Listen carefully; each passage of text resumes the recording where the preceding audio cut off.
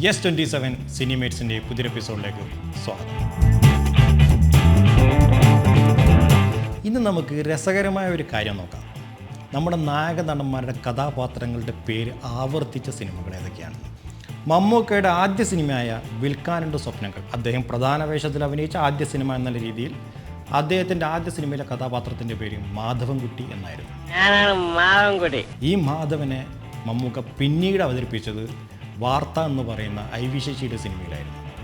പിന്നീട് വർഷങ്ങൾക്ക് ശേഷം സിദ്ദീഖ് ലാലിലെ സിദ്ദീഖ് തനിച്ച് സംവിധാനം ചെയ്യാൻ തീരുമാനിച്ചപ്പോൾ ഹിറ്റ്ലർ മാധവൻകുട്ടിയായി വീണ്ടും മമ്മൂക്ക വന്നു.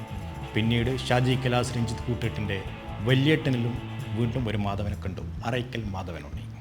പിന്നീട് നമ്മൾ കണ്ടത് ഇതൊന്നുമല്ലാത്ത ഒരു സാധാ പാവം മാധവനെയാണ്. അത് ബ്ലസ്സിയുടെ ആദ്യ സിനിമയായ കാഴ്ചയിലെ മാധവനെയായിരുന്നു.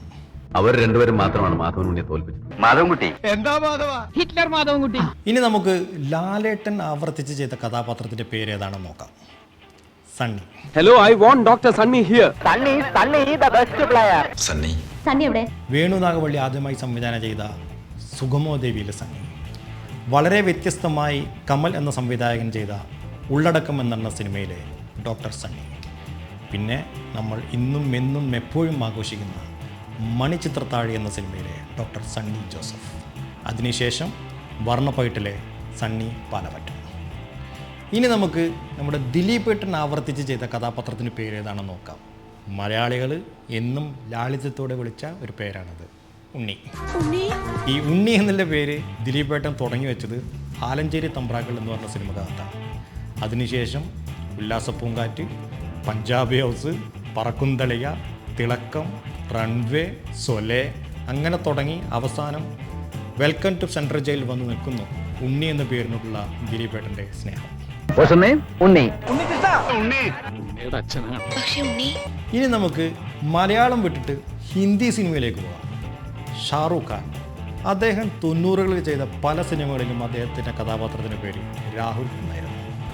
അത് ഡർ എന്ന് പറഞ്ഞ സിനിമയിൽ തുടങ്ങി ദിൽ തോ പാഗൽ ഹെ, കുച്ചു കുച്ചു ഹോത്താ ഹെ, കബി ഖുഷി കബി ഗം എന്ന് നീണ്ടുപോകുന്നു അദ്ദേഹത്തിൻ്റെ പല സിനിമകളിലും രാഹുൽ എന്ന് പറഞ്ഞ കഥാപാത്രം. അതുകൂടാതെ ഇന്ത്യൻ സിനിമയിൽ എന്നല്ല ലോക സിനിമയിൽ തന്നെ ഒരു കഥാപാത്രത്തിൻ്റെ പേര് വീണ്ടും വീണ്ടും വീണ്ടും ആവർത്തിച്ചത് സാക്ഷാൽ അമിതാഭ് ബച്ചനായിരുന്നു.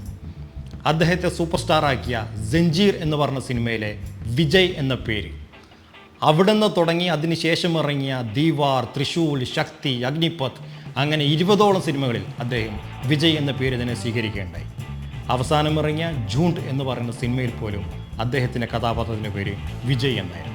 ഇനി തമിഴിലേക്ക് വന്നു കഴിഞ്ഞാൽ സാക്ഷാൽ ദളപതി വിജയ് റിപ്പീറ്റ് ചെയ്ത കഥാപാത്രത്തിൻ്റെ പേര് ഏതാണെന്ന് നോക്കാം. അത് അദ്ദേഹത്തിൻ്റെ തന്നെ സ്വന്തം പേരായ വിജയ് എന്ന് തന്നെയാണ്. തുടക്കകാലത്ത് 90കളിൽ അദ്ദേഹത്തിൻ്റെ ആദ്യ സിനിമയായ നാളെ തീർപ്പ് മുതൽ, സിന്ദൂരപാണ്ഡ്യം മുതൽ, രസികൻ മുതൽ, പ്രിയമാനവളെ, എൻട്രണ്ടും കാതൽ, വൺസ് മോർ, നേർക്ക് നേർ, ഇതിലെല്ലാം അദ്ദേഹത്തിൻ്റെ കഥാപാത്രത്തിൻ്റെ പേര് വിജയ് എന്ന് തന്നെയായിരുന്നു.